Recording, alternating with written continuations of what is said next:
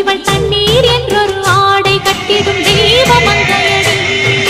தையம் தீயம் தக்கு சீயம் தக்கு தையம் தீயம் தக்கு சீயம் தக்கு தையம் தீயம் தக்கு சீயம் தக்கு தையம் தீயம் தக்கு சீயம்